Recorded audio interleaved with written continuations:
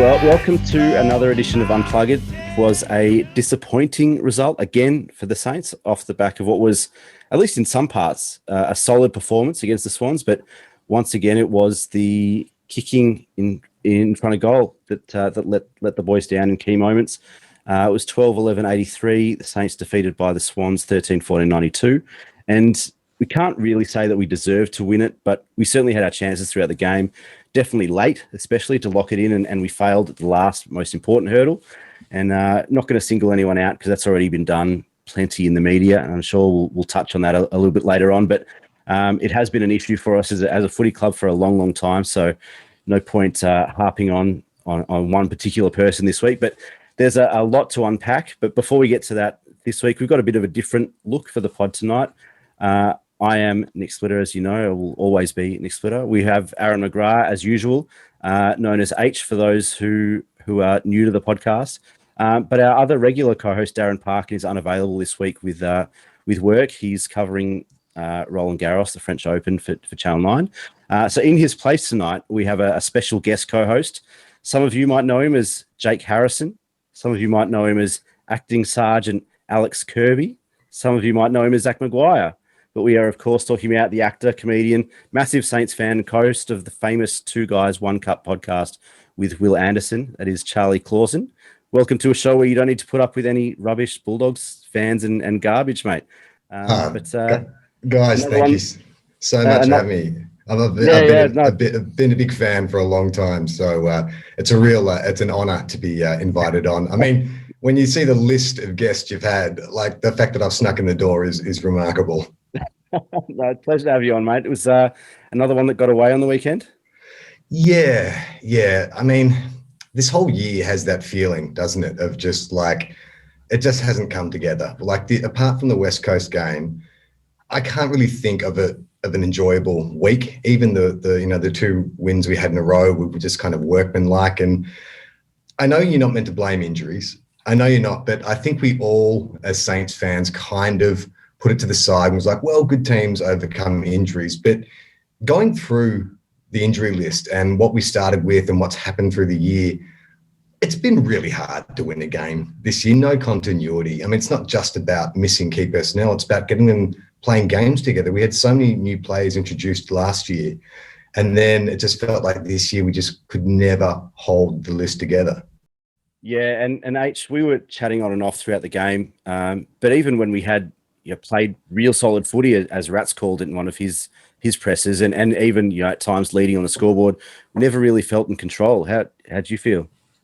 Yeah, it was one of those games, as you say, we probably shouldn't have won, but the fact that we had those opportunities to definitely win the match, we controlled that probably final 5 minutes or so. That gave us plenty of opportunity to actually snatch it, and that's where it gets frustrating. You think, well, we put ourselves in that position and then let ourselves down. It's the teams that are going to be competitive steal that win. GWS did it to them a matter of weeks ago. It was virtually a carbon copy game when you look at it back at the two games. So if we get that opportunity, you've got to take it. That's as simple as it is, and that's the difference between playing finals and not playing finals. And at the moment, the way we're going, it's not going to be a finals, and yeah, it's just really frustrating, to be honest. It's one of those ones that I think one of the most frustrating things is that after that first, initial 10 or 15 minutes of the game, that we kind of we steadied really well, and we were able to kind of work our way back into the game, and kind of wrestle that back. And at times during the year when a side has looked to gain control or get momentum over us or against us, we haven't been able to do that. We haven't been able to pull it back and wrestle it back. And we did that really well kind of in the second half of that first quarter. And we kind of evened it out for the rest of the game. And there were moments where we really dominated play. We led a lot of the key metrics, a lot of the key stats and those key indicators that kind of tell you that you should win a game. We kind of led a lot of those, and in some cases with some of our best marks for the season. I think we had a disposal efficiency of over 70%, 73%, something like that. And for us, that's really high. I mean, for other teams, that's pretty low, but for us, that's pretty high. But that was I think one of the more frustrating things for me is that we were able to kind of get ourselves and will ourselves back into it through hard work and energy and intensity. And then to let it slip like we did was just really frustrating. Yeah, I think it tells the story of our list really, because we have a lot of that grunt. We have a lot of that, but it's the polish. Like, I don't think it's any coincidence that Brad Hill has, 18 touches in the first half and our efficiency is way up. Like, we get the ball into his hands as much as possible. But it does sort of feel like, we just are lacking, we wrestle the match back and peg it, but we didn't put the foot down and coast past them. There wasn't any of that because we weren't making the most of those opportunities. It wasn't like we're putting scoreboard pressure on. It's always about just pulling even. As we're saying, the opportunities, but some of the players that, I mean, the week before had looked great coming in that first week, say your Dunstan and a few others. They looked good that first week, but I sort of feel like they dropped back a little bit this week. So Dunstan was missing the handballs he hit last week. He wasn't perfect the week before, but he sort of dropped back even further this week. I was talking with Nick off air before, saying it kind of looked like he was still in the VFL, where if the game doesn't move quite as quickly, he gets the handball out and then hits the player, but he's handballing it at the same speed as he would be there. But in the AFL, the player's gone already. So it's just that picking that pace up in the game that we know he has it. We know he can do it. He's done it before. It's just not quite there at the moment. And there's a few other players that very similar situations, just, missing the targets, missing, I guess, making the wrong decisions. I saw at one point Clav handballing it backwards in front of goal, and I had flashbacks to watching him in the VFL as well a few weeks back, and it's just like, To be fair, he was only put in that situation because of that. Nick, I think I was following you on Twitter at the time. I don't know what you wrote, but there was something there's a lot of exclamation points after that kick from Dunstan. We had everything going our way, and then of course the backline's caught out. And Clav, you can sort of, you can sort of forgive him for being a second game player, but Luke, you're just like, oh mate, come on! Like, you fought so hard to get back in, you just had to nail that pass. Well, that's the thing, and I think again, I really like Luke Dunstan and what he can bring to the team, and he's got a really specific skill set and set of tools that is really valuable, I think, at AFL level.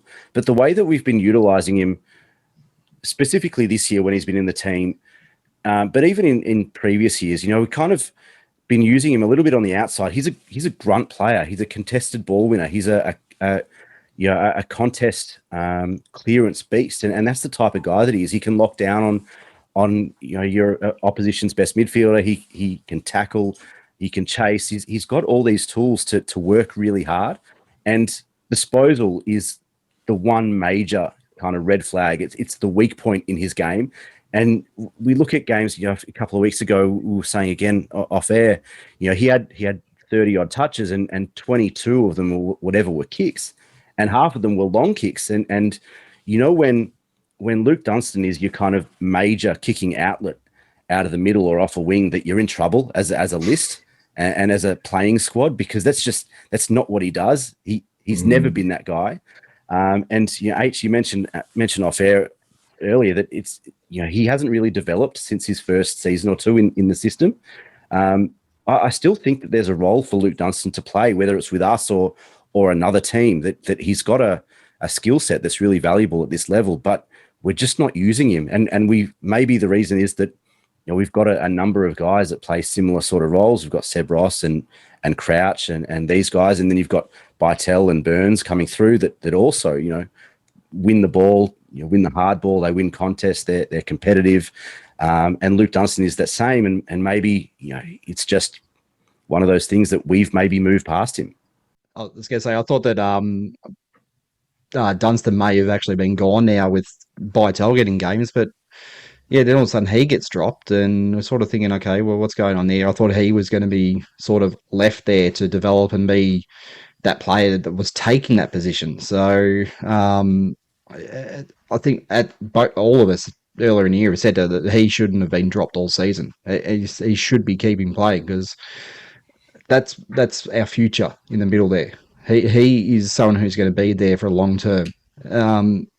We've waited on him after, we drafted him, waited on him, got him right, got him out there, and then I don't think he's done anything wrong in the time he's been out there, and then just gone, no, you're not playing. It seems to be a bit of a strange situation with that one. So when we're down on luck, down on players, you think that's the sort of player that we'd actually have in there bringing through. So whether he and Dunstan should be the two tag teaming in the middle, both have one getting in there, getting a hard ball, going hard, and then getting out and either into the forward line or the back line, have a bit of a rest, and the other one getting there and doing the hard work for a bit.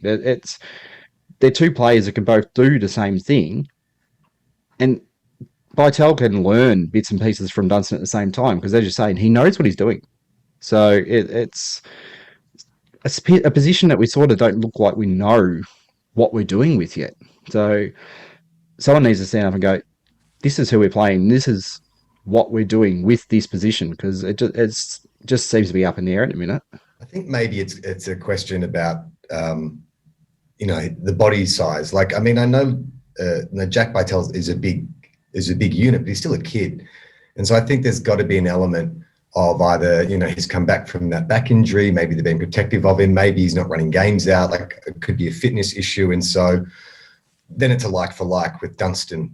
I agree. Like, Bytel seems to have everything Dunstan has, but is very skillful, and has really great hands and is great in traffic. So the only thing I can think of is it's got to be about a conditioning thing for Jack. Like, maybe he wasn't running games out. I'm not sure.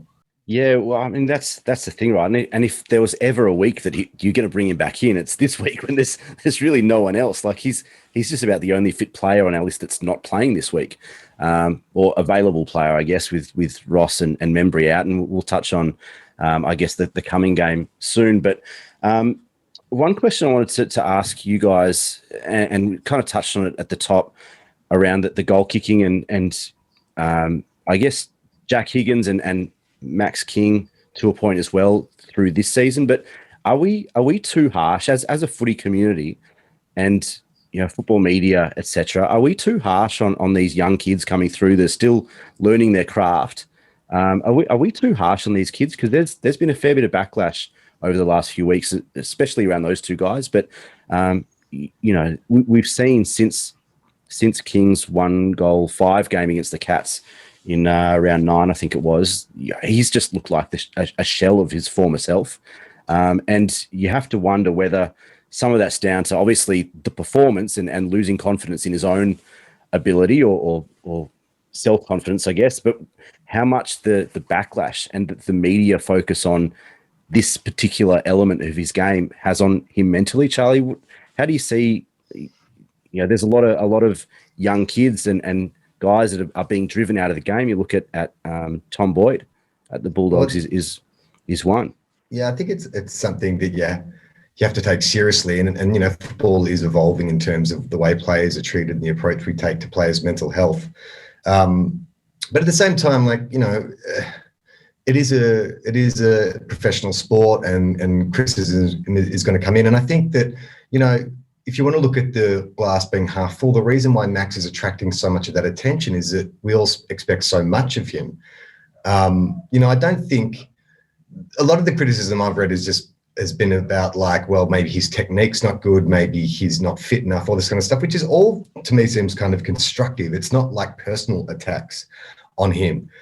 So I think the fact that it's every newspaper is reporting it, yeah, that probably plays a part, but I haven't necessarily thought the reporting on it, in the media at least, has been particularly harsh. I think it's just people know this guy's potential and are frustrated that they're not seeing it, like all of us. And then the question on top of that is it that's their problem, or is it something in the system that's not working and not helping them get to where they really should be getting to? So as we're saying, Max is goal kicking, or is he not, as we discussed the other week, is he not getting the training for his goal kicking? Because he grew up quite a nice kick, and there's a number of other players that have been known growing up in their under 18s and all that, and to never miss a goal, but then they've come into the seniors and they struggle. So it's a question of, is there a difference in what they're taught growing up to what they get taught when they move into the AFL, and as it changes them, and is it going to take them 3, 4, 5 years to try and get used to what the new ways that they've been shown how to do things? I mean, do they need to be left alone just a little bit more and have that natural ability that they showed in the under-18 competition? Well, I mean, we know that when they get to this level, that sports science takes over. We know that a lot of these kids will have spent, the first 15 years of their life, at the park, just taking shots for goal and just kicking from 30, 40, 50 out as they develop those skills and their fitness and strength and all that sort of stuff. But they would have just spent hours at the park, taking pot shots. And then you get to AFL level and probably sometimes at the level below it at TAC Cup or NAB League or whatever it's called now. And the sports science takes over and they say you're only allowed to take 8 shots at goal tonight, spread it over the session, or we're not doing goal kicking tonight. We're not stretching out the hamstrings. We're going to do different drills and that sort of stuff. So we're not doing goal kicking tonight. And I mean, all of that stuff must have an impact, right? Like you get used to a particular skill or a particular type of drill or whatever, and then your world gets turned upside down, as Will Smith would say. But the way that these guys come in and all of a sudden sports science takes over the skills and the fundamentals of the game, I think has to be looked at. And there's clearly a place for science and the cutting edge of health and medical knowledge in professional sport. That's clear for everyone to see. But at what point does it overtake the fundamentals of the game of whatever that sport is? And goal kicking is the fundamental part of our game. You can't win games of football. You can't play games of football if you cannot kick goals. And so I think there's an issue there. And this has been an issue, I think, for our footy club for a long time. It's not just this year, but this year it just feels different. And I don't know if it's because of those devastating losses that we kind of suffered in those weeks, the Bombers and Port and the Dogs and whatever, and they've just dropped their heads. I don't know if it's a confidence thing or what, but it feels different this year. Would you guys agree with that? You know what it is, and I mean this in the best possible way, but it's a reality check. I mean, you've got to remember last year was exceptional for so many reasons, and this year was, for better or worse, back to normal, longer games. And I think that, look, I'm not sort of throwing the baby out with the bathwater, one of my favorite AFL cliches, but I think that there is a lot to be learnt from a year when nothing goes right. Everything went right last year, more or less, for a team that brought in 5 new senior players and a coach in his second year. Like, we had a lot go right. And so now this year it's the opposite. So I think hopefully for me, what I'm, hoping is that the club or what Rats is able to impart to the guys is like, well, it comes easy and it comes hard. But, that doesn't mean you change your effort. And that's what I think there's been the hard lesson this year is there's been games where we just haven't brought the effort and we got smashed. And, there's 2 ways you can go. You can drop your head or say this is too hard or whatever. But what I'm hoping for at St Kilda is that some leaders are born out of this adversity, because that's when leaders do stand up. Like, I think, for a middling season, there's been, Cam Wilkie has been amazing. I think Dougal Howard, he's had his issues with kicking, but he's been fantastic. I think that Jack Steele has, is on a massive learning curve, having to have captained most of the year. So you're right, it is a weird year, but I think that, you can build off that. I think there is something to be salvaged from this, but what I don't want to see is another blowout for the year. I'd like to think that the resolve has been set. Like now that finals are out of the question, maybe some pressure's released and that they can sort of focus on the small things. And, if I was Rats, that would be my message, is we can still get something out of this season, but you guys have still got to put in that enormous effort. It's a kind of, we've seen bits and pieces. We've seen this was good, that was good, that was good, that was good, but it's getting it all together. That's we saw that in the second half against West Coast. Everything just clicked. Everything worked.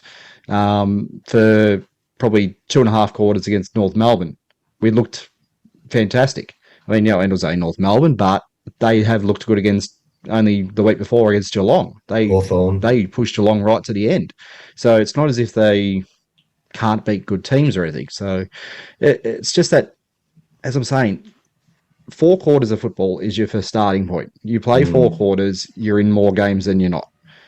Getting that right, getting basically working on plan A. If plan A doesn't work, get B going as soon as possible and make sure that that can counteract what's happening and stopping us from playing good football. I don't know, we haven't switched quick enough a couple of times where things have just been going wrong, and we've looked and gone, oh, we'll just see if it will turn our way at some point, and it hasn't. Things haven't been changed to just try something.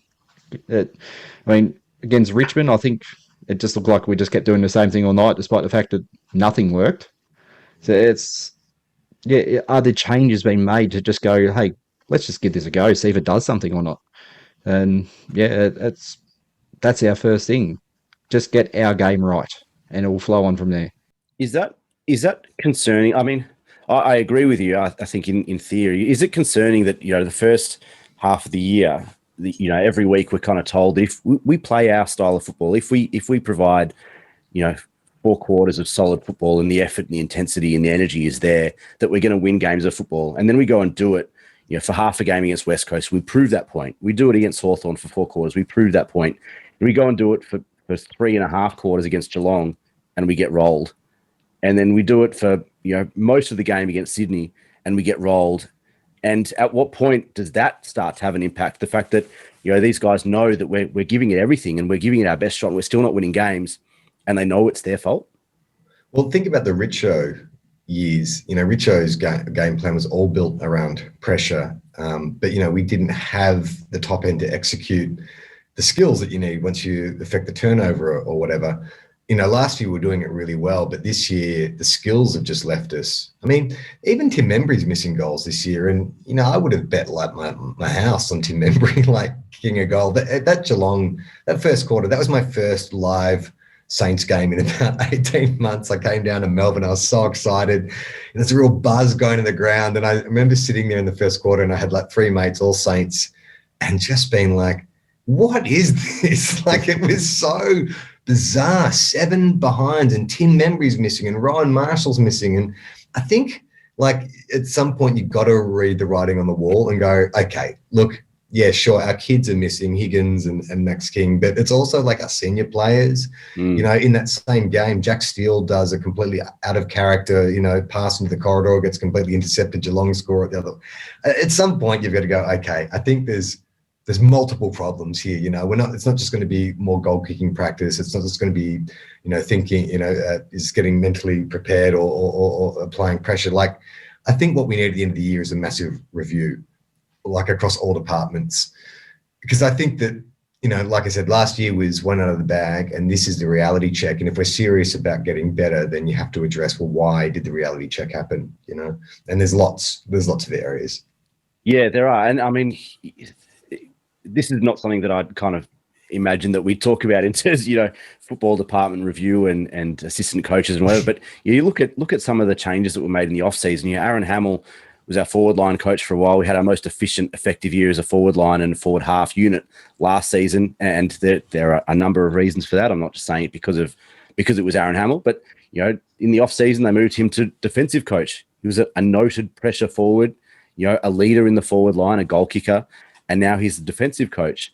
Our defense is actually playing pretty good football, but our forward line seems to be missing and kind of dysfunctional this season. I wonder how much impact. We talk about assistant coaches and the churn of assistant coaches in footy clubs and that sort of stuff, but you have to wonder at what point, do you go, we made a mistake, and this is not something that we should have done, and it's pretty obvious in hindsight. I think we wait till the end of the year. I think we wait. Like, let's not destabilize this club anymore. I mean, I think, Nick, even when you were inviting me onto the show, I get an alert, Dan Hanbury injured himself again. It's like, again, the writing's on the wall. Like, I don't know who walked under a ladder or what black cat crossed our path or whatever, but this is not our year. It doesn't mean there is an opportunity, but I think it was interesting to hear Rat say in the press conference, talk about playing the kids. That sort of, I actually read that as being, well, Bytel's going to get a game next week. Yeah, me too.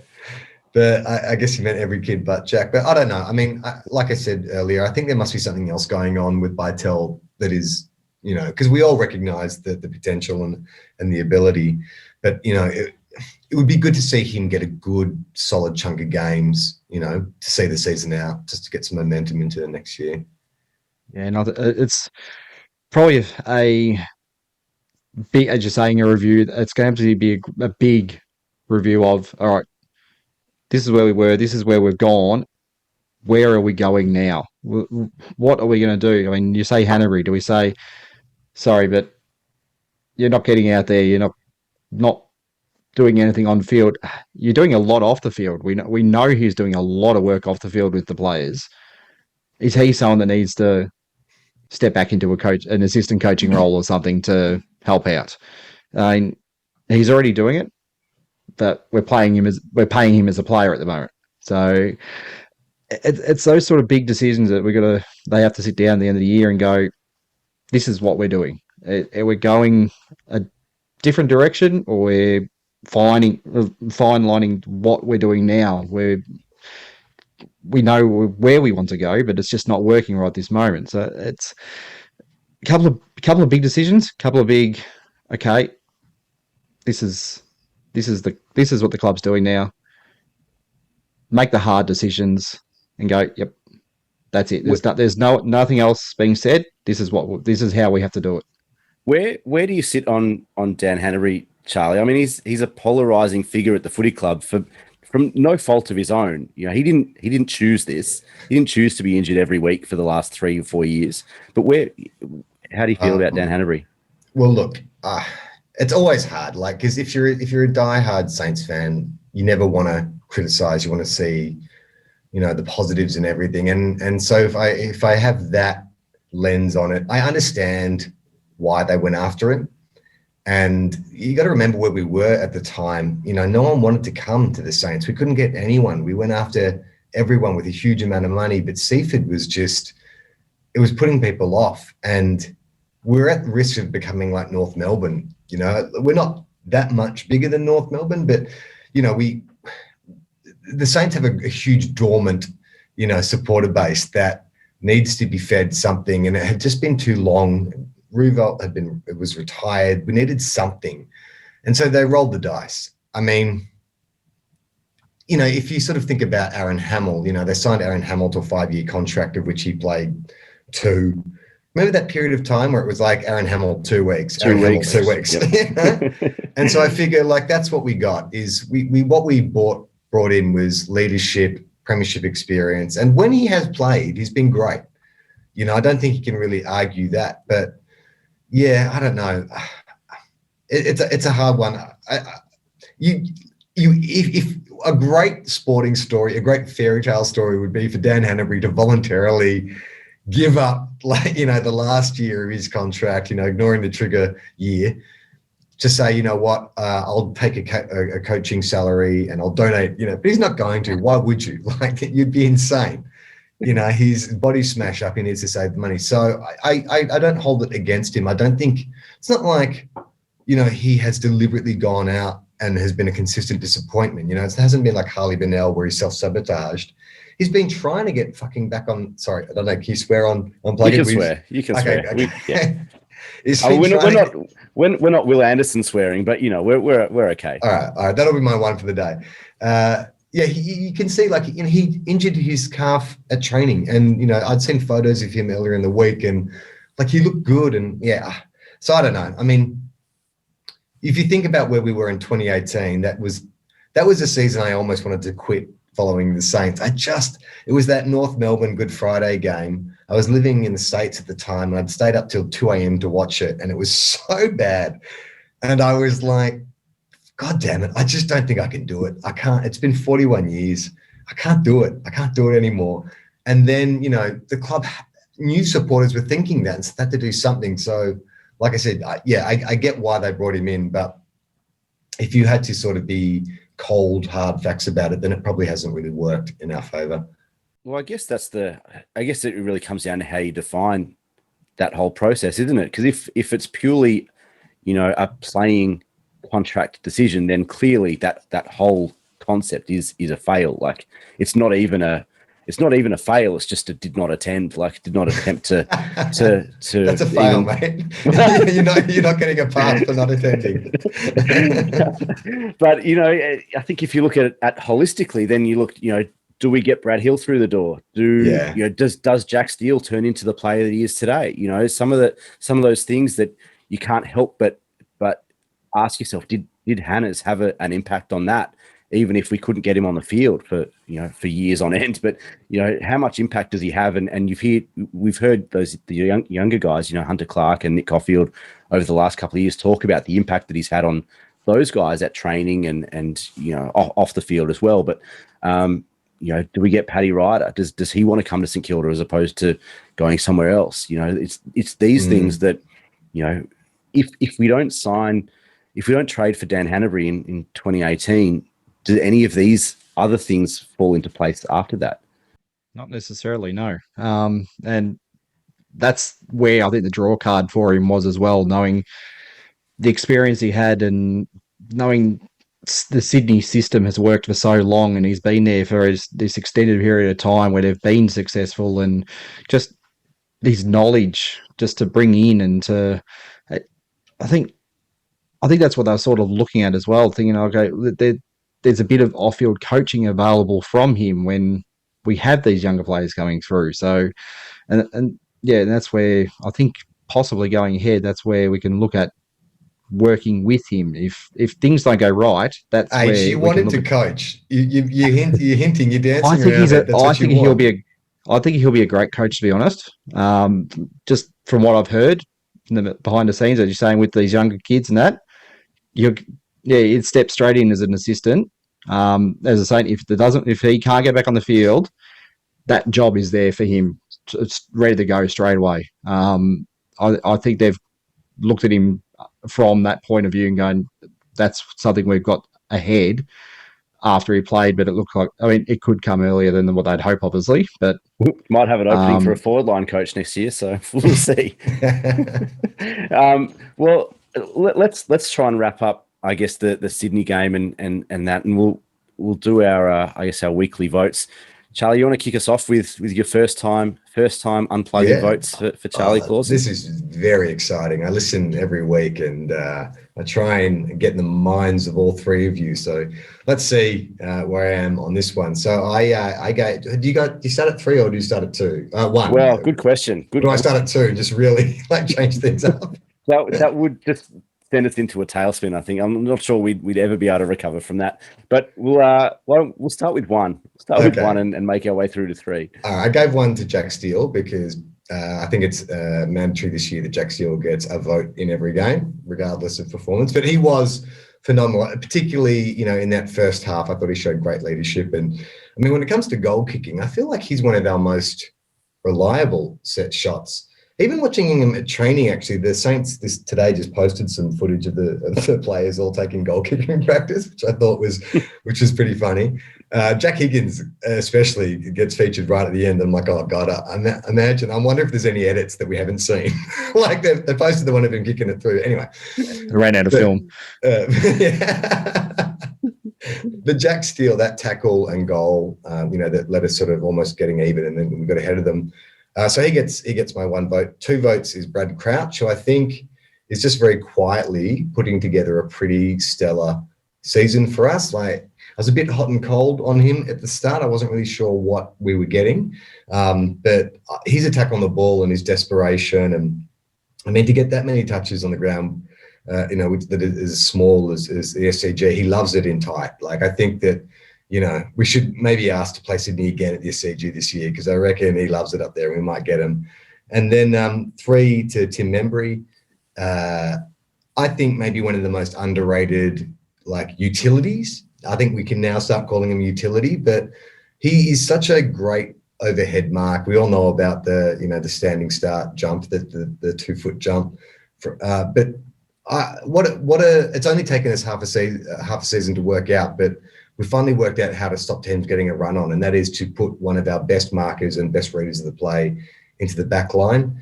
You just think if we had a Rowan Marshall or someone else that we could leave up forward to be dangerous, and you'd probably leave him down there for longer, or give him the Nick Riewoldt license where he can just roam. But I thought he was outstanding. Like kicked 2 crucial goals, took crucial marks, and just such a shame. It's just such a shame that he loves his partner so much that he would fly back. It's unbelievable, really. I mean, where are your priorities? So come on, mate. Really. H, how about you? A little bit different. So he hasn't picked us quite yet. I've had to give an apology to Timmy Membry, actually. So I couldn't get him in there, and I couldn't get in Jack Sinclair. I couldn't quite get in either. I was reasonably happy with his game. But I gave to 1 to Jack Steele, as you did. As you say, and there's his mandatory vote, and we move on from there.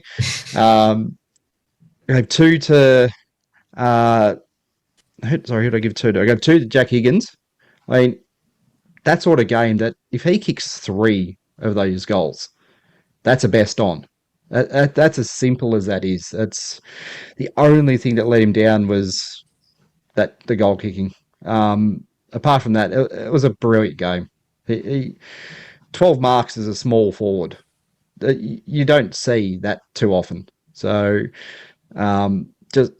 just if he finishes off that game, he can be a match winner, and a brilliant game up forward. Just got to finish it off. That's all we got to ask.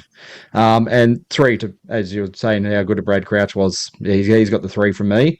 Once again, as you're saying, that space that he found in a small area and managed to move the ball out and give us the ball and give us the opportunity, and it made space, as you're saying, where there wasn't any. He played a very good game, and yeah, I think that in and under and just moving out of the pack, he provides us a lot in that midfield. Yeah, I'm very similar. Again, Charlie, sorry I couldn't get Tim Membry in the votes, but Are definitely you kidding me? Oh my God. Definitely. I thought I knew you guys. An honourable mention, and really, I mean, what I thought was great from Tim Membry was that leadership to take himself down back and to stand up when it really counted, and to put himself in the line of fire, I guess you could say, because he wasn't, he kicked 2 goals. He kicked 2 goals too. He was having an impact up forward, but he kind of identified, this is what they need. This is what the club needs from me right now. And that was really important. And so I thought he was just outside the votes for me. The other one who I think isn't getting the plaudits that he deserved, I thought Paddy Ryder had a quietly very good game. And a lot of people are talking about Tom Hickey and his impact at Sydney and the game that Hickey had. I thought Paddy Ryder was just as good, if not better than Tom Hickey in a lot of elements of the game, but particularly the ruck craft. And he is a ruckman, as is Tom Hickey. And I thought Paddy Ryder outpointed Tom Hickey in the ruck. Hickey was a little bit better around the ground, possibly, but the service that our midfielder gets from Paddy Ryder in those contested stoppages, I think is unbelievable. And we haven't had that since probably Spider Everett in the late 90s. So he's really important. And you're right. I think in the way that we structure and having the ability to send Tim Membry down a half back if we need to, all of those things are magnified when you're missing one of Paddy Ryder or Rowan Marshall, or both in some cases, as we have this year. But I gave 1 vote to Jack Higgins. I thought his game was outstanding, and as we all know, I think it was it's the goal kicking that let him down. But that sort of game from a small forward was amazing. We spoke earlier in the year about how we, as a team, were trying to target him in the air. He's got really strong hands for a small guy, really strong hands. He's really strong at the ball, at the contest, and at the ball in the air. And for a small forward to take 12 marks is quite amazing. And you're right. If he'd kicked two more, that's 3 votes any day of the week. The 2 and the 3 were a bit harder for me. I thought the 2 best on ground, I think kind of both touched on them, but I gave 2 votes to Jack Steele. Wasn't his best game, but I think when he got the ball, he was very good with it. He had 31 touches, 10 tackles, and nearly 500 meters gained, which for him is big. He's not usually one who kind of kicks long, who moves the ball quickly. he's normally the in and under guy that's feeding everybody else and kind of willing everybody else on. I thought he kind of changed his role slightly. But you're right, Charlie. I don't think we've had a goal kicking midfielder like Jack Steele for a long time. I can't think of someone who was consistently in the goals. And every week you kind of expect him to bob up with one, and then every couple of weeks he'll kick two. It's not just the fact that he kicks goals. It's when he kicks the goals. Like he kicks clutch goals. He kicks goals on the run. Like he's actually reliable in any situation. I feel very comfortable when I don't feel comfortable when I see Jack Billings taking the same shots, which is weird because we know that JB's got amazing skills, but there's something about, I don't know, Jack's leadership or something. You just feel like we're in good hands when he's taking a shot. Yeah, spot on. You just feel like he's never going to let you down. And it doesn't matter if it's crumbing, a forward contest, a bounce off a pack, and he's crumbing it in the forward pocket. You feel like if he's going to snap it, he's going to kick a goal. If he leads up or he takes a mark on 40, and he lines up, you just feel confident that he's going to kick straight. You just never sort of doubt him. You know what's funny is that Saints footage I was talking about, they posted today of them all taking goal kicking, because I've heard a lot of people knocking Max King on his technique, and everyone's like, oh, he's always spinning the ball, when he walks into goal. What did I see Jack Steele doing as he walked into goal? Spinning the ball right until the moment he dropped it onto his boot, straight through the middle. It's like, well, it's good enough for the captain, then maybe Max is all right.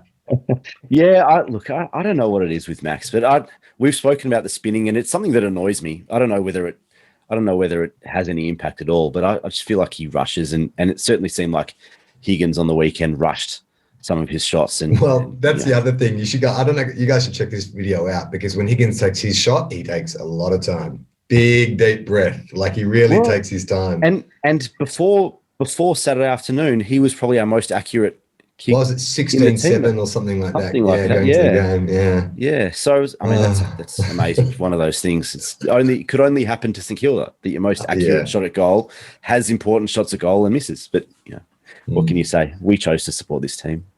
Our fault. Never a sadder sentence was spoken. We chose to support this team. We did. Yeah, that we did. We're in this together, fellas. Well, that's why we do this podcast, so that we can lament together. But Brad Crouch, I thought, was best on ground, 38 touches, and just did a bit of everything. 7 clearances and 7 tackles, got a ton of the ball. And you're right, in those contested moments on a small ground, you knew that Crouch was going to be the one at the bottom of the pack feeding it out. You just knew that he was going to be there. And invariably, when there was a stoppage or whatever, and you kind of everyone's pulling each other off the ball, and you're waiting for the umpire to get there, it's Brad Crouch at the bottom of that pack. And he just, I'm a bit like you. His first half of the year, he missed the first couple of games, and his first few games back, he didn't seem to offer anything that we didn't have. He kind of was the same sort of one-paced, contest type midfielder. Doesn't really offer us anything different, but I think it's the way that he wins that hard ball that's different to what we currently have. It's the desperation. I think you saw it first in the Geelong game. Like, even though that was a massive heartbreak, I remember my mate and I walking out of the stadium and being like, that was where Brad Crouch announced himself to the Saints fans, I reckon, because he was just throwing himself on everything as if his life depended on it. And that's a lot of what we've been missing this year, especially in those blowouts, is someone who's just like, Jack Steele, apart from him, but someone who's just desperate, I think of Tim Membry, and I think of Dougal Howard, and I think Callum Wilkie, Jack Steele, and now Brad Crouch, but that's not enough. Yeah, well, that's right. And I think, you mentioned Dunstan earlier. It's he has that hunger for the ball, but he just, once he gets it, he's not quite there in disposing of it. Crouch, you wouldn't say he's the most skillful player in the AFL. You wouldn't say he's the most skillful player in our team, but he's smart. He knows when to release. He knows when to hold and settle. He knows, where the guy running past is going to be at what moment, and when to give the hand. And he seems very smart. He's impressed me that last month of football, and he's now one of the first 2 or 3 picked, guaranteed walk up spot.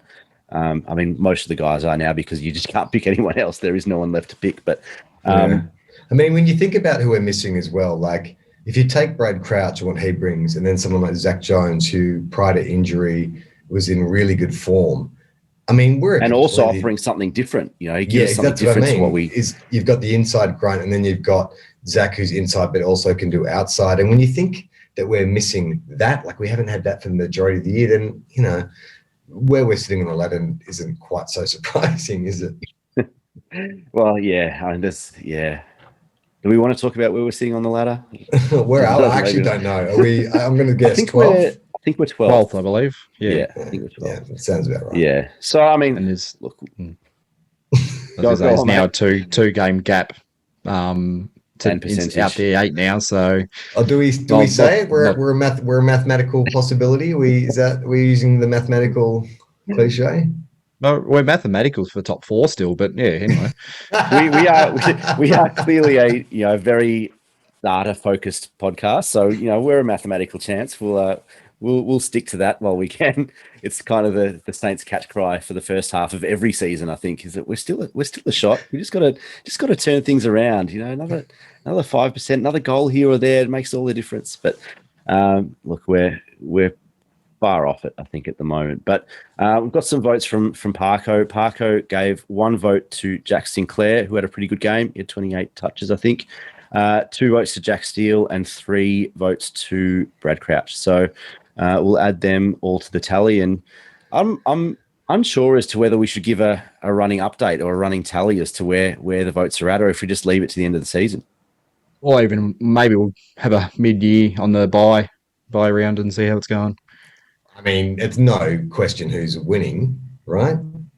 It's Jack Billings, isn't it? It's a Jack. I think you're pretty safe in that assumption. Yeah, they're playing for minor places at the moment. So I mean, we've kind of spoken about where we're at, I think, as a footy club, but a few things that kind of happened during the week, kind of St Kilda related. Obviously, we all saw the Nathan Buckley news and club legend Robert Harvey to be the interim senior coach at Collingwood following this week's game against Melbourne. He's been turned down, knocked back for senior roles over the last decade. And even in the press conference, Buckley went to great pains to talk about how much respect and admiration he had for Harves as a coach. But I did notice a few minutes earlier in that press conference that he kind of said, even himself, that, we need fresh eyes. We need someone outside the club to take this role and to be able to not rebuild, but to kind of take us to the next level and get this club where it needs to be. And so if Nathan Buckley is saying we need fresh eyes, someone outside the club, then you've got to think to yourself that Harves is probably not a great shot at getting the Collingwood gig. That pretty much said it right there. I think that's like, yes, this team's coaching team's not taking them anywhere, so they're going to have to change it all up. And you wonder whether whether he looks at that and goes, all right, well, I'll start looking for something else now, or what goes on there, or he puts everything into it the next 10 rounds or whatever it is to go, I'm going to give this the best shot possible to show them that I want this position. I mean, it doesn't start this week because it's obviously Bucks is coaching this week. And then he takes over, and it's interesting to see whether he changes anything up. And then because we have him in only 2 weeks after that, I think it is. It will be second or third game that he's coaching. We play him. Be interesting to see whether they're different to what they've been the rest of the season so far, because there's been some. I've watched a few of their games, and there's been some interesting decisions made by him in the way of how the team's structured and all that sort of thing. And thinking, why are they doing that? That just seems extraordinary. Like, for the first 4 or 5 weeks or whatever it was, that Darcy Moore was going to be the All-Australian fullback, and then he was up playing full forward. I'm thinking, hang on, so he took a mark and he went, oh, he's in defending. He turned around and gigged a goal and went, hang on, what's happened here? I didn't realise he was at that end of the ground. So there's a couple of interesting things, but I think I pointed out to yourself on our chat, Nick, that if Buckley had coached against us, it would have been his 500th premiership game. as captain or coach. So there's a little milestone that we've dodged. So yeah, it's We're no good in not a milestone bad thing. games. We're no good in Not a bad milestone thing, I games. guess. Not in our milestones or the opposition milestones. So that's probably a good thing.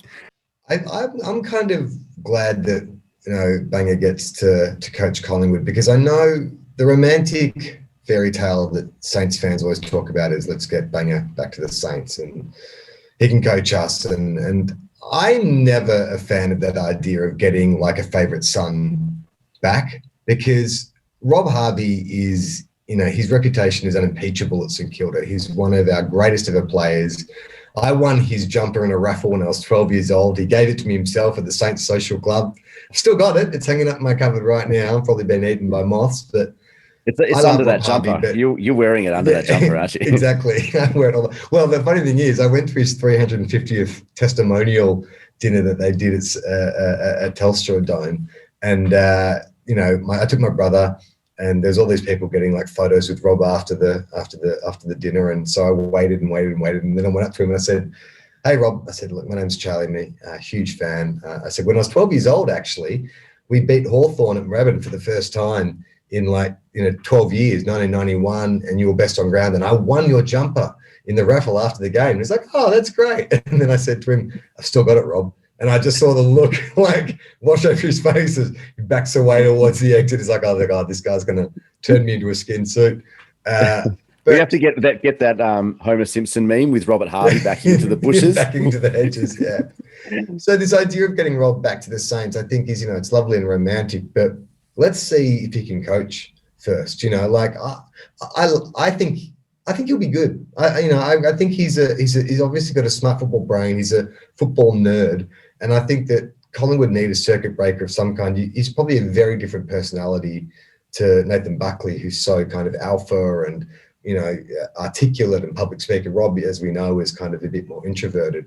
So it's fantastic, to see him getting a senior coaching role, because, like you said, Nick, he's been knocked back so many times. But I'm also interested to see tactically what he does, because he was such a fantastic player who pretty much revolutionised, the role of ruck rover. I mean, he invented gut running. Like, that was him covering the ground so hard. And so I'm interested to see what he brings as a coach.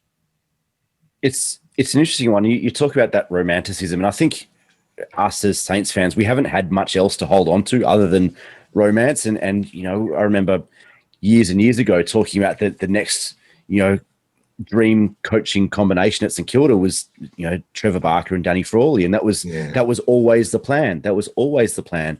And so when guys like Rob Harvey and Lenny Hayes go into assistant coaches roles when they retire, your mind automatically goes, well, hang on, let's bring him back to Moorabbin, let's bring him back to St Kilda, and they can coach us. But there's not a great history of those favourite sons, coaching their clubs, and you look at Buckley, and I guess in a lot of regards that has been successful, but that's kind of the exception to the rule. James Hird at Essendon clearly was not successful. I mean, not for football reasons, but for a lot of other reasons. Michael Voss at Brisbane, Matthew Primus. Matthew Primus at Port. So there's a whole number of these examples of these guys going back to their club and as head coach, and not being able to cope with, whether it's the pressure of being the favourite son in that pressure role or whatever it is, but it just doesn't seem to work. And so I'd be really wary. I'd love to see him get a gig at another club and succeed. I think that would make me really happy. Obviously, I'd love to see him. You'd love to hear Rob Harvey, St Kilda Premiership coach, wouldn't you? But yeah, I mean, I'd love to see him succeed at another club first before getting before you gig. buy. I get you, Nick. I think one of the problems with a lot of those situations have been that those favourite son coaches have been brought in when the team's been down and out, and they've been thrown into nothing and told, okay, get us out of here.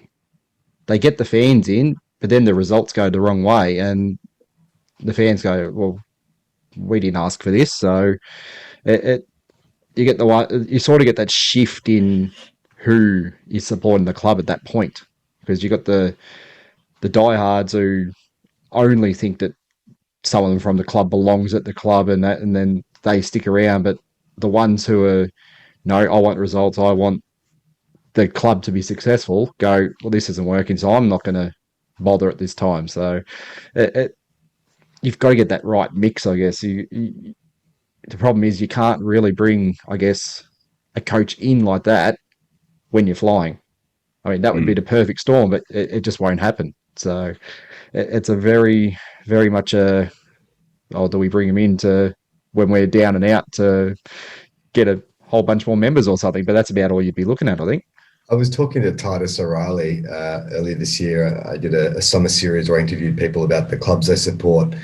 And he always sort of talked about, like, Gary Lyon to the Demons. And his attitude was like, why would I get Gary Lyon back to coach the Demons? I want a coach who knows what success is. I want a coach who's won a flag.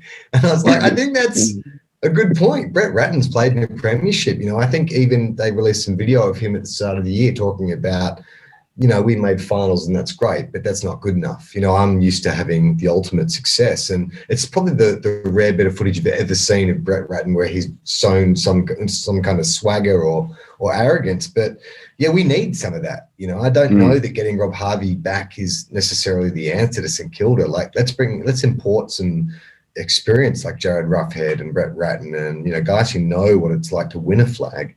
Well, yeah. And that's something that I think that we've done quite well over the last few years in terms of bringing those types of, winning mentalities and winning histories and winning experiences. Rats, like you said, he played in a premiership. I think he won 3 at Hawthorn under Clarko as their midfield coach or senior assistant or whatever that role was. So, he's got that experience. He knows what it's like and what needs to be done. It's just a matter of whether he can go and do it in that role. And, we're still, that'll be open for debate until it happens or it doesn't happen. So, but was there a more Captain Obvious moment than Ross Lyon being touted as the next Collingwood coach? I mean, whenever a what seems like a decent head coach's role comes out with a senior experience list that's been close to a premiership, is there a name that's more touted as their coach than our former coach? At the moment, it's pretty much a job comes up and goes, do you want it? Okay, no. Okay, who's next? That's almost how it works at the minute with him. I think after he got sacked at Freo, I think I said to him, "Oh, he'll end up in the media," which he has done. It seems he's quite enjoying that at the minute. He's great at it. And he's so good at the media. I'm surprised that Ross is actually entertaining the idea, because I'm like, Ross, mate, like, you're doing so well in this new job and you don't have the stress, but maybe he's still got the fire in his belly. I guess he does. Yeah, it's interesting to see whether a team, because they know how he coaches. That's the one thing, you kind of know what you're going to get with him if you get him as a coach.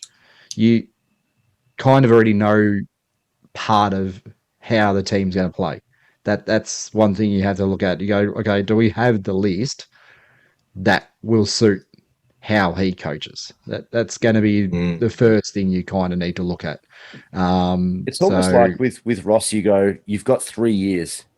You've got 3 years to go and win a flag or get us in premiership contention, because we know you're not going to rebuild. We know you're not going to start from scratch, but you've got 3 years with this list and the bones and these guys, these senior guys, to go and get us in a position to win a flag. And if you don't, then we've got to tear it apart, because it's just not going to happen. I don't know that Collingwood has that list. Like, Ross goes to teams where they have at least 5 superstars on every line. It's not so like a superstar on every line, so 5 superstars, and then he can fill the rest with role players, and he'll get you a team that can contend. But I just look at Collingwood's list, and especially after the clean out last year, Pendlebury's getting old now. Darcy Moore is absolutely a blue chipper. Brodie Grundy. DeGoey, I guess, potentially, but hasn't really shown much this year. And then after that, it's all potential, really, isn't it?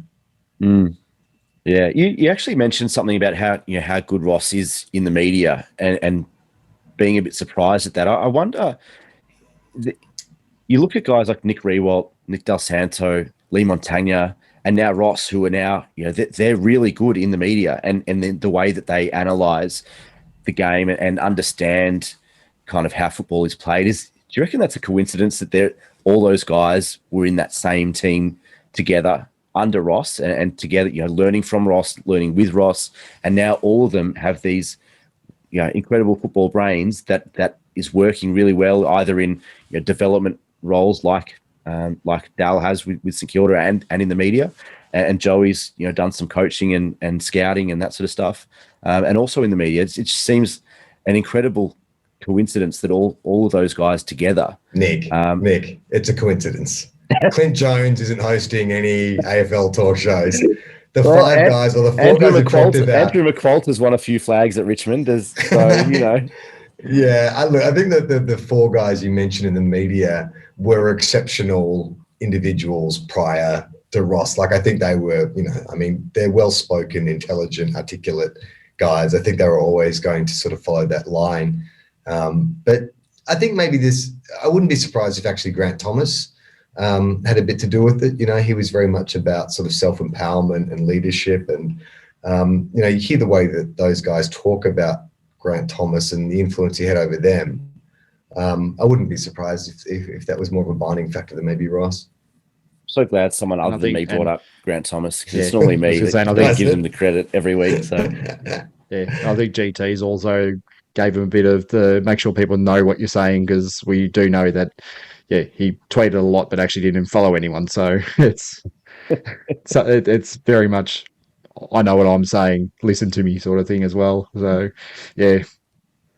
There's one other thing that I want to touch on before we turn our attention to this weekend's game. And that was a tweet that I saw during the week from Dylan Atkinson, who put together a list of every club's number of years since they drafted a player who would become an All-Australian at that club. It's 18 years for St Kilda since we drafted a player who went on to become an All-Australian at St Kilda. That is remarkably bad. Like, that is just disgusting. It's just disgusting. Charlie, you are on another podcast, obviously, with a well-known Western Bulldogs fan. Now, they are almost the opposite. Every year they seem to draft someone who becomes an All-Australian within 2 or 3 years. How frustrating is it for you to be on that podcast at the moment? Let me tell you a little story, Nick. We started that podcast because at the time the Saints and the Bulldogs had one flag each, and we wanted to do a podcast where two guys who backed for teams that always let them down could sort of commiserate with each other. And in the first year of doing that show, the Dogs go on to win the flag. I cannot tell you how much it's pissed me off.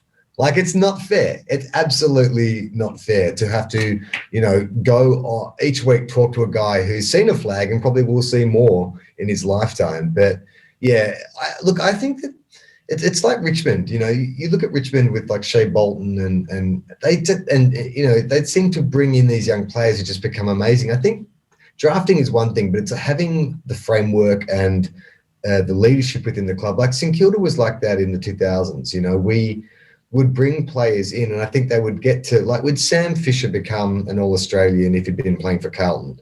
I don't know. Like, I think the fact that we had great leadership, we had a team that allowed him to play a role because we had other areas covered.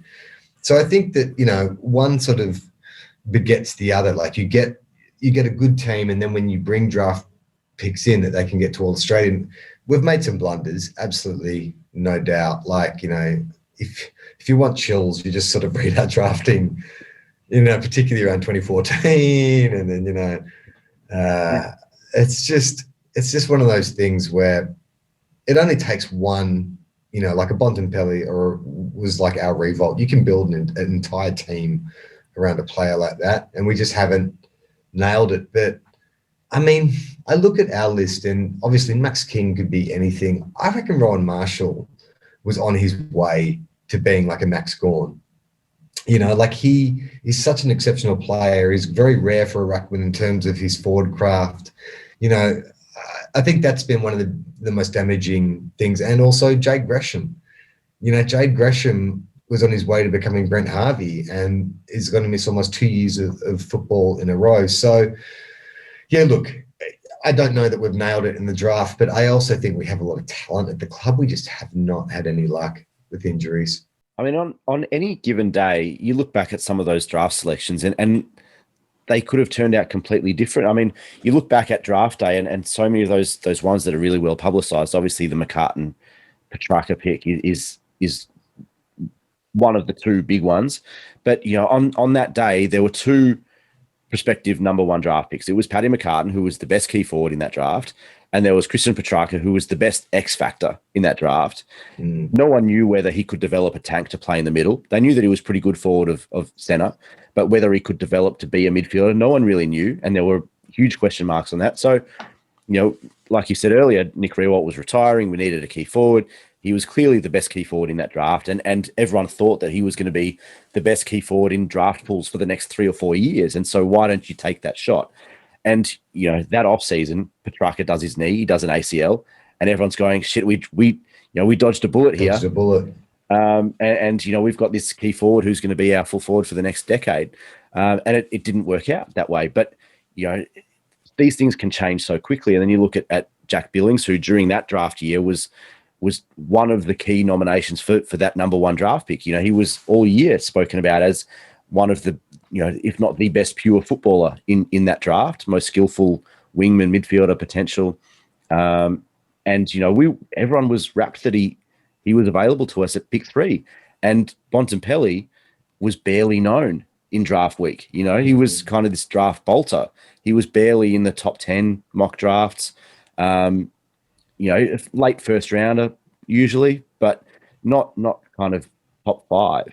And for he was incredibly raw. So what he's been able to do is amazing, and both for him and for the Dogs, obviously. But these things can change so quickly, and at the end of the day, it's not a science, is it? No. And wasn't it Richmond in the 2000s who missed out on 2 players like Buddy Franklin and like Luke Hodgson? Roughhead, was it? Yeah, in the same draft. Yeah, they took Richard Tambling and that's right. Who was the other one? And I guess you could also Tambling and and Jordan Lewis came up after as well. So yeah, that's one of those ones that they've picked 3 out in one go that they all could have gone before they even got them. So yeah, because I think every club has it. Every club has those guys. Yeah. If Richmond had taken, say, Buddy first or something, they probably would have taken Hawthorn may have taken Deledio second, and then the whole draft changes from there. It just shows you one pick will change the entire draft. I think we do miss, though, what we haven't really drafted in the last 10 years. Traded, yeah, they haven't drafted, is just that dynamic midfielder. That kind of, Petrarca, Dusty Martin, inside but skillful. Like, I think Bytel has that potential, and I think that's what a lot of us see with the skills. He's so smart and his hands are so great and stuff. But, that's what we're really missing, is just that kind of dynamic midfielder who can turn a game. It doesn't need, 25 touches, but just every touch is goal. If you can get one of those, do you guys know we can get one? Maybe in the draft. I don't know. I haven't seen one for a while. Yeah. But I mean, I think they were hoping that Gresham would kind of be that. He doesn't have the same. He's not the same, body type as the Dusty or the Petrarca or Bontempelli. But he's fantastic for a guy his size. Yeah, and his skill level out of a contest and his ability to go forward and kick goals and be that X factor. He has that ability, and he's almost the forgotten man at St Kilda at the moment. Like you said, missing nearly 2 full years, and not just 2 full years of footy, but development too at that level, because the injuries that he's had don't allow for other types of strength training and physical development and that sort of stuff. He's just super unlucky, and it's just one of those things that I think he could be a real A grader if he got a real good run at it. But we'll look ahead to this week, Saturday night, in Cairns, Kazali's Stadium, round 13 against the Adelaide Crows. Everything as planned. I think for a while we all thought that game's probably moved away from Cairns, but there we go. It's probably good for the pockets at the club, but probably not that good for anything else. But a couple of ins. I'm not sure where we found players that were fit and available, but Jack Loney, Ben Long, and Paul Hunter are all in. Tom Highmore's been added to the starting lineup. He was the medical emergency last week and out. goes Seb Ross and Tim Embry for family reasons. Jaron Geary with that collarbone or shoulder, and Claverino omitted. We've got Bytel, Dara Joyce, and Leo Connolly are the emergencies. Guys, what do you think of the squad? Bit disappointed that Clav got omitted. I actually, he had that one big blunder, but I thought his attack on the ball was good, and I thought that's what Bratton was talking about in the press conference when he talked about playing the kids. I thought he was talking about guys like Clav, so that's a bit surprising. I don't know. I don't know anything about matchups or whatever. Maybe that's who the players have brought in, Long and Loney. Maybe they match up better against Adelaide. And I think Highmore's going to be called the yo-yo, I think, because he's up and down, and don't know where he is, and I think he's one of those other ones that also needs to be given a game week in, week out, because he has composure, he has good skill. He's not getting a lot of football, but when he is getting it, he's doing pretty good things with it. So he's one of those ones I think needs to be in the team just to give him that confidence and say, hey, we're going to play you. We're going to just give you that position and we want you to make it yours. We want you to show us what you can give us going forward. So he's one of them. He's a little bit older, obviously, but we still classify him as a rookie base this year, and he's someone I think that should be definitely getting a game week in, week out. So get him in this week, get him set in position, and leave him there. Clav, as you say, it is surprising to drop him, especially when we've lost another defender in the way of Geary as well. So we haven't really brought in. We've lost two defenders. We kind of haven't really brought, I guess, one back in. Long's played a little bit of defence, but he's not really a defender.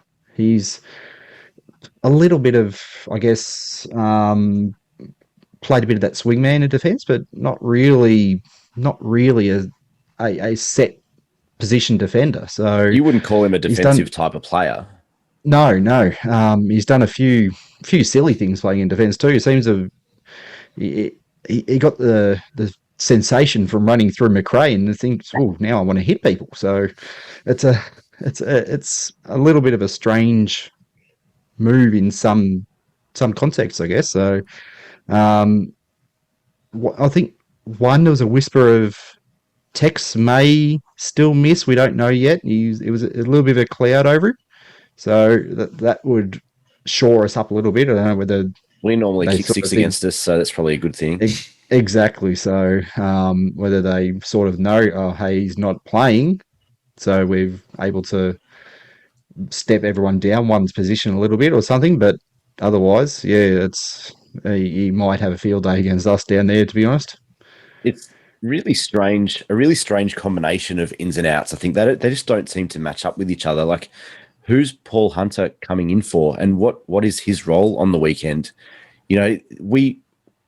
We signed Paul Hunter as a backup ruckman, really. I mean, he came in at the last minute to shore up the ruck stocks behind Rowan Marshall, Paddy Ryder. Sean McKernan came in as that kind of third option ruck forward type guy. And then Paul Hunter was the backup to the backup, knowing that Sam Alabakis is not ready and probably not going to play AFL footy ever.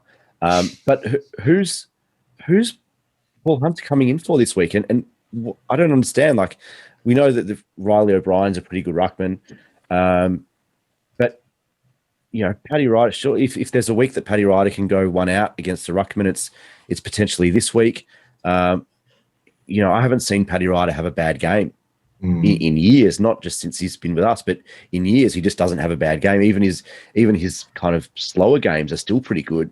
And the fact that Jack Bytel can't get a run in this team that's lost Seb Ross and Geary and those kind of guys that kind of thrive on contest and leadership and winning the hard ball and that sort of stuff is surprising. Like you, Charlie, I thought when Rats talks about playing the kids that Clab stays in the team, Bytel comes in, Burns is in, potentially Leo Connolly gets a run given Geary's out.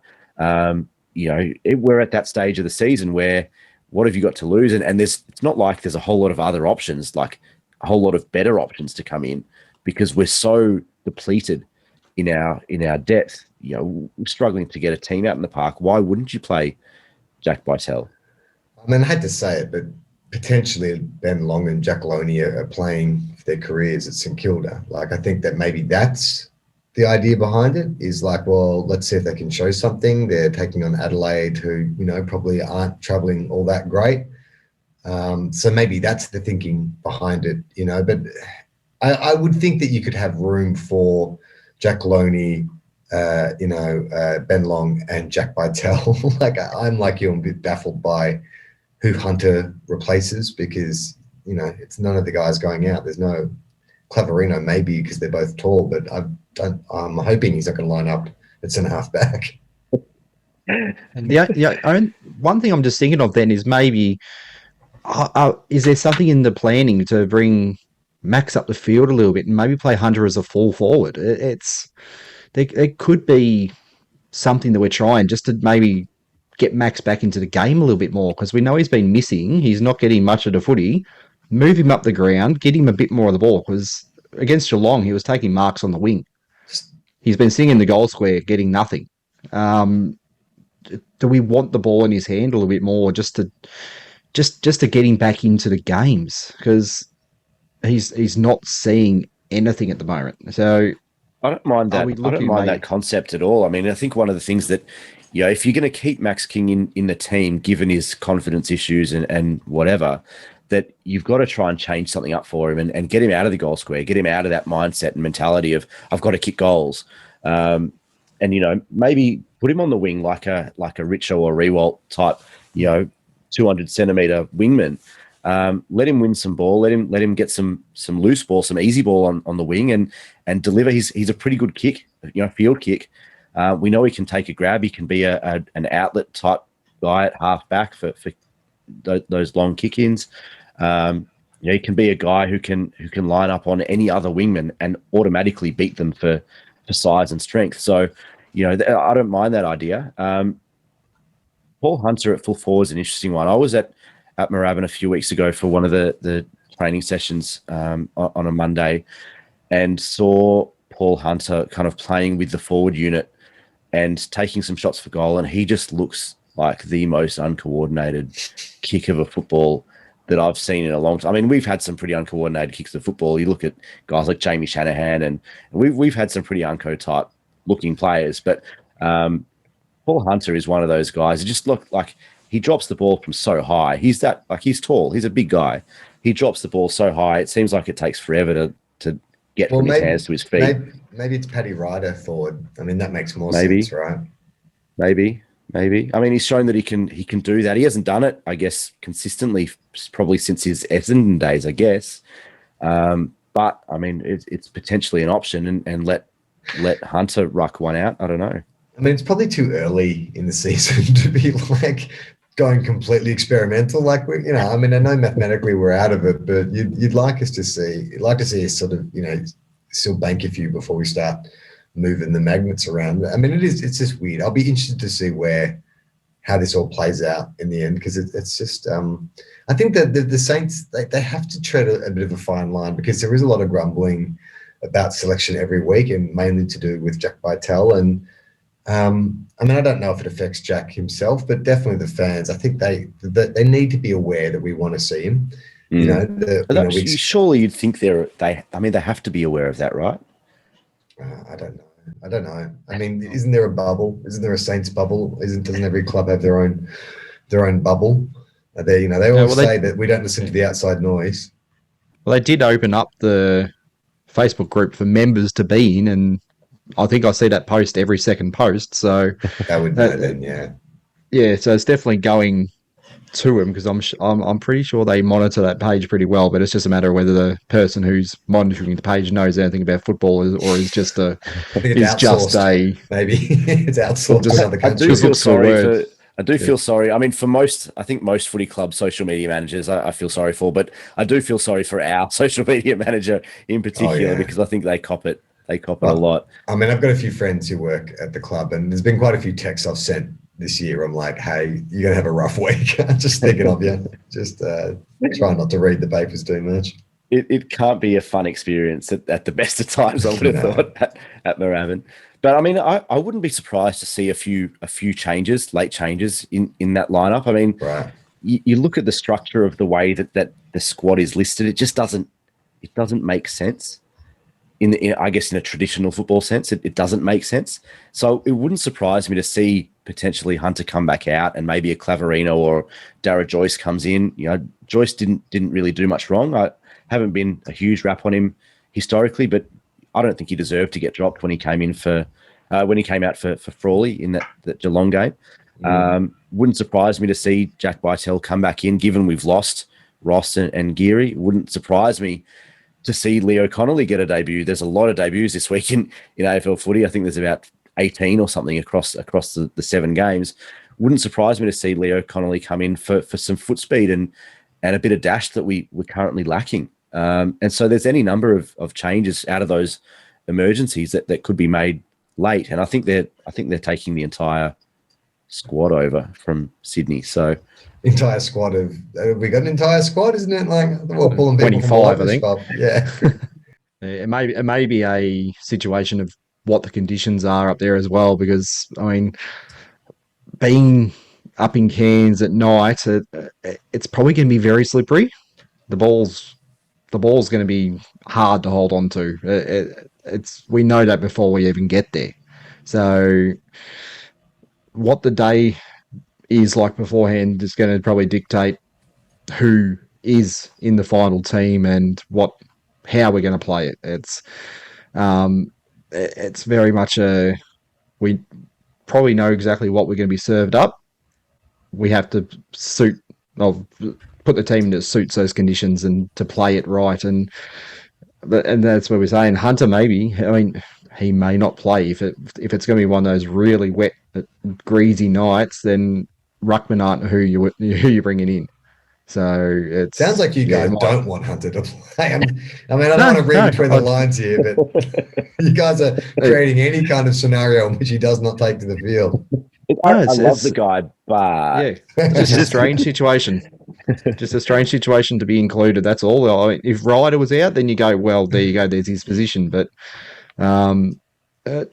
it's indoors at Marvel when we've seen. I mean, we talk about his goal kicking. He kicked a beautiful goal on the run in the first game he played for us. That's right. Indoors. And I was thinking, we've got one here, haven't we? Look at this guy. Didn't play a game in Adelaide. Maybe we've just uncovered a gem, and then that was it. So, it's not that he hasn't got the skills in that, but it's probably not a great night for a 200 centimetre ruckman to be out in a dewy, slippery, wet condition. So, it'd be interesting to see what happens. Do either of you know much about Adelaide? I tend not to watch Crows games. The Crows, I still have nightmares from their theme song from '97. It was my first kind of sporting heartbreak. I think it was probably my first heartbreak of any type. The '97 grand final, and so I just have this aversion to watching Adelaide and anything related to Adelaide. So I don't really. If you don't like Adelaide, then you would have loved the last couple of years. It's been fantastic to watch the Crows implode. The implosion has been amazing. You know, I'll really go on those pre-season camps every year. Well, he hated Adelaide so much he actually married someone from there, which I don't understand. So, inside marriage, isn't it? Yeah. I don't actually know much about. No, I'm not aware of anything beyond what you hear about Tex Walker. Rory Laird is playing well this season. We should be able to beat them, but who knows? I mean, we are playing a very decimated injury side ourselves. So either of you willing to put your money where your mouth is? Anyone got a tip? Because I don't. I can't tip this game. The tip would be that it's a game we should win, but who knows? It just depends if we turn up or not. That's not a tip. I'll go out. I'll go out on a limb and I'll say that we'll win this game, and I think we'll win by 5 goals. I think that. Who knows? I mean, this is the kind of it's opposites year. Like the games we thought we were going to win, we got smashed. So this seems like a weird game. So it would be the most St Kilda thing of all for us to put in our best performance of the year when we're missing half our side. against the team in Cairns, so why not? Why not say we win by 5? Yeah, and there won't be 5 goals. There'll be 3 goals, 12 probably. Yeah, So. exactly. Before we wrap up, had a couple of questions across the socials over the course of the day, and we've touched on most of them, but one was from @bots1988, who talks about Jack Billings' free agency and a potential band one compensation pick. Should we let him walk if we get that type of pick? And is the best plan to get kids in through the draft, or are we still looking at a Ben King or bringing someone in from another club? Hey, if someone throws too much at him, you almost have to. Um, he's kind of at that point that he's not the superstar. He's a great player. He's not the superstar, so you can't go throwing, I don't know, 800, 900,000 at him if a team comes along and throws it at him. You'd be sort of going, yeah, no, that's not where we're at. We kind of want to drag that number back a little bit on that level of player. And I mean, if we aren't paying that sort of thing, then we can sort of go, okay, now we've got that to play with. Is there someone that we can bring in to fill that void that we now have, and trying to, I guess, improve it a little bit? If there is someone who we can scout and go, yeah, okay, this is more what we need. So I wouldn't be saying no, we have to keep him at all costs. It's if he gets a big enough offer, then we're just going to say no, we can't. We can't match it. And the better offer he gets, the better pick we get. That's the best thing possible. So, well, yeah, it's not one that I'm saying that we have to do everything to keep him. Yeah, I kind of feel the same. I mean, I do love JB, but I sort of put him in that same category as like a Sean Higgins or something, which is like you love having those players in your team because they just use the ball really well. They're smart. He's just a very natural footballer, but he's not the game winner, the match winner we thought he'd be. I mean, that comeback game against the Bulldogs 6 years ago, whenever it was, I thought maybe he was. But yeah, like H said, if the right offer comes in, we need to get back into the draft. I think that's, after 2 years of going to the trade table and giving away second and third round picks, I think we need to. I don't know what we get for him. I mean, I think maybe the best I could imagine would be maybe like a second round or like late first. I don't know if anyone's giving up a first round pick for Jack Billings, but I would take it if the money was crazy. It's a tough one because I feel like Jack Billings would be a really good player in a really good team. Like you have a good team around him, then that elevates guys like him. He's the kind of guy who could go to like a Brisbane or something, and you could see like, suddenly he's just allowed to roam and do whatever he wants, and he would be a superstar, or a Geelong or something like that. Yeah, exactly. He doesn't get the attention that he has now. That's would be the difference. Yeah, so it would be a shame to lose him, I think. But there are probably clubs out there who are willing to part with $750,000-$800,000 a year for Jack Billings, and he's very talented. He's a very skillful natural footballer. So it wouldn't surprise me to see him offered that type of money. I don't think we're a club that can afford to do that at the moment for a player like him. But 3 or 4 weeks ago, I had Jack Billings. Kind of maybe not 3 weeks, but 4 or 5 weeks ago, I had Jack Billings in the top 3 of our best and fairest. And you have to think that if he's going to finish in the top 2 or 3 of our best and fairest, he's a top 3 draft pick. An opposition club is offering $850,000 a year for him. Then compensation-wise, you're going to look at a first-round pick and where that lands. Nobody really knows how that algorithm works, but we could potentially, if everything goes to plan in that regard, could almost go into next year's into the draft with 2 top 10 picks. Like that's probably something that you can't knock back. Well, you're saying first round, but that doesn't necessarily mean we'll get a top 10.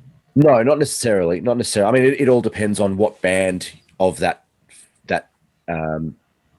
tier, I guess, it comes in. Whether it sits in the after their first round pick, is it mid first round pick, is it late first round pick? I mean, I don't know how all that stuff is calculated, but theoretically it could be if it's directly after our first pick and we've got pick 6, then we get pick 7. Yeah, that's pretty compelling. That's a pretty compelling I mean, argument look, to if make. you can guarantee me a top 10 pick, I mean, I love you, Well, Jack, yeah. but I'd be willing to. If we have 2 picks in the top 10, then yeah, let's do it. Yeah, it's a tough one though, because you never really know. I'm sure the clubs have those kind of hallway conversations with the AFL at the time, but who knows? Yeah, look, I'd be just as happy if he stayed. Like, I think that he's a solid contributor, and you can build a team around him. But if he's going to stay, then we still need to find that superstar. I mean, I think Jack Steele, Jay Gresham, Hunter Clark, he's had a real down year as well. I mean, we've got some young players. Ryan Byrne's been really impressive, I reckon. And, Jack Pytel, obviously everyone thinks has potential. So, if we hang on to him, it may not be the worst thing either, because, those players can then become, what we think they're going to be if JB's still taking the number 1 tag. Well, there's a fair bit of talent on the list. I know it feels like we're a long way off it at the moment, but a couple of things go your way, and as St Kilda fans, we've been waiting for a few things to go our way for a very long time. But a couple of things, you look back at last year, and a few things go our way, and all of a sudden, you get players fit and healthy again, and that's sometimes all it can take, is that you get the cattle back to play the type of football that you strategize and train for all off season, and all of a sudden, 2022 looks very different to what we think it looks like right now. But at the moment, we look to Saturday night at Kazali Stadium in Cairns, Saturday night, 7:25 p.m. against the Crows. Any final words from you guys? So we come back with a win. I'm not stressed this weekend at all. It's probably the first weekend this year that I haven't been anxious about the game. I'm like, well, who cares? I mean, we're not making finals now, so I'm just interested to sort of see how it all shakes out, the Paul Hunter of it all, really. And, I think what we're all sort of saying is we just want to see more of the younger guys now for the rest of the year. If the club is listening, I don't know if they have a direct line to the Unplugged podcast, but if you are, let's just get Bytel and Clav back in, and let's just see what the young guys can do. Keep Ryan Burns in. Don't drop him this year. Get Highmore in. And can someone please tell me what's going on with Josh Battle? Like, I've been so disappointed with him this year, and I love him, and I think they've been playing him out of it. Well, he doesn't have a position. It's not just out of position, but, with Max King being injured and needing some time out, that to me seems like the perfect opportunity to make Josh Battle the main man up forward. He's the same height as Nick Revolt. Let's play him out of the square. Give Max a week off, or put Max on the wing or something like that. And I think Josh Battle, he's better than he's showing this year. I think he's been really disappointing, but he has all the tools, and he's got the big body, and he's got the aggression. Like, he's kind of what we need. It's kind of what we've been missing this year. Yeah, I was saying the other week that if we needed that second ruckman, he's the kind of player who could sit at full forward and then pinch hit in the ruck every now and then. He has got the skill set that if he's given a dedicated role, he will do that and he'll win that position. But as you're saying, he's in no man's land at the moment. So yeah, let's find him a job. Let's find him a job and give it to him and say, this is what you're doing for the rest of the year. Let's give you something to do properly.